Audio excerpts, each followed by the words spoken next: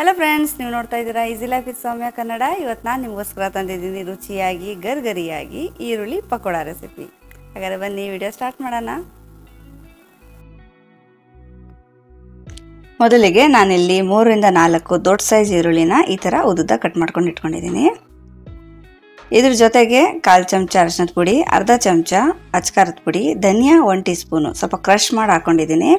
ಮತ್ತು ಜೀರಿಗೆ ಪುಡಿ ಅರ್ಧ ಚಮಚ, ಉಪ್ಪು ರುಚಿಗೆ ತಕ್ಕಷ್ಟು, ಮತ್ತು ಗರಂ ಮಸಾಲ 1/4 ಚಮಚ ಹಾಕೊಂಡಿದ್ದೀನಿ. ಹಾಗೂ ಸ್ವಲ್ಪ ಕೊತ್ತಂಬರಿ ಸೊಪ್ಪು, ಸ್ವಲ್ಪ ಕರಿಬೇವಿನ ಸೊಪ್ಪು ಮತ್ತು ಹಸಿಮೆಣಸಿನ್ಕಾಯಿ 1-2 ಸಣ್ಣಗೆ ಹೆಚ್ಕೊಂಡು ಹಾಕ್ಕೊಂಡಿದ್ದೀನಿ. ಖಾರ ನೀವು ನೋಡ್ಕೊಂಡು ಹಾಕ್ಕೊಳ್ಳಿ, ಜಾಸ್ತಿ ಬೇಕಂದ್ರೆ ಜಾಸ್ತಿ, ಕಮ್ಮಿ ಬೇಕಂದ್ರೆ ಕಮ್ಮಿ ಹಾಕ್ಕೊಳ್ಳಿ. ಈಗ ಇದನ್ನೆಲ್ಲ ಈ ಥರ ಜೋರಾಗಿ ನೋಡಿ ಈ ಥರ ಟೈಟಾಗಿ ಮಿಕ್ಸ್ ಮಾಡ್ಕೋಬೇಕು. ಈ ಥರ ನೋಡಿ ಈ ಥರ ಜೋರಾಗಿ ಉಚ್ಕೊಂಡು ಈ ಥರ ಕಲಿಸ್ಕೊಂಡ್ರೆ ಇದರೆಲ್ಲ ನೀರು ಬಿಟ್ಕೊಬಿಡುತ್ತೆ. ಆಗ ಎಕ್ಸ್ಟ್ರಾ ನೀರು ಸೇರಿಸೋ ಅವಶ್ಯಕತೆ ಇರಲ್ಲ. ಆಗಲೇ ನೋಡಿ ನೀರು ಬಿಟ್ಕೊಂಡಿದ್ದೆ.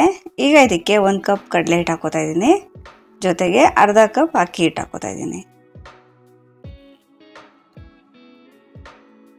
ಮತ್ತು ಇದನ್ನು ಚೆನ್ನಾಗಿ ಜೋರಾಗಿ ಮಿಕ್ಸ್ ಮಾಡ್ಕೋಬೇಕು. ಈ ಥರ ಉಚ್ಚಿಬಿಟ್ಟು ಬೇಕು ಅಂದರೆ 1-2 ಡ್ರಾಪ್ ನೀರು ಸೇರಿಸ್ಕೊಳ್ಳಿ, ನೀರು ಬೇಕಾಗಲ್ಲ. ಇದರಲ್ಲೇ ನೋಡಿ ಮಿಕ್ಸ್ ಮಾಡ್ತಾ ನೀರು ಬಿಟ್ಕೊಳ್ಳುತ್ತೆ. ನೋಡಿ ಇದು ಕರೆಕ್ಟಾಗಿದೆ ಟೆಕ್ಸ್ಚರು. ಈಗ ಇದನ್ನ ಫ್ರೈ ಮಾಡ್ಕೊಳ್ಳೋಣ. ಎಣ್ಣೆನ ಚೆನ್ನಾಗಿ ಬಿಸಿ ಮಾಡ್ಕೊಂಡಿದ್ದೀನಿ. ಈಗ ಈ ಥರ ಪಕೋಡಗಳನ್ನ ಹಾಕ್ಕೊಳ್ಳೋಣ. ಪ್ರಾಪರ್ ಶೇಪ್ ಇರಲ್ಲ, ಈ ಥರ ಚಿಕ್ಕದಾಗಿ ಬಿಡಿಸ್ಕೊಂಡು ಹಾಕೋಬೇಕು.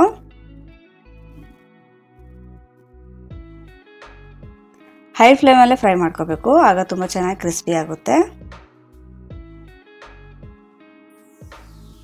ಫ್ಲೇಮ್ನ ಹೈಯಲ್ಲೇ ಇಟ್ಕೊಂಡಿದ್ದೀನಿ. ಇದು ಕಲರ್ ಚೇಂಜ್ ಆಗೋವರೆಗೂ, ಕ್ರಿಸ್ಪಿ ಆಗೋವರೆಗೂ ಫ್ರೈ ಮಾಡ್ಕೊಂಡು ತೆಕ್ಕೋಬೇಕು.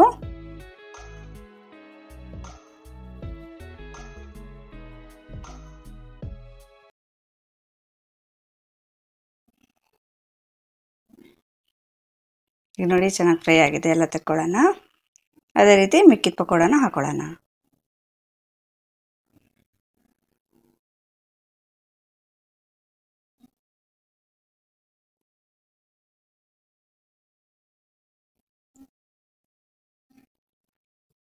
ರುಚಿಯಾಗಿ ದಿಢೀರಾಗಿ ಗರ್ಗರೆಯಾಗಿ ಈರುಳ್ಳಿ ಪಕೋಡ ರೆಡಿಯಾಗಿದೆ.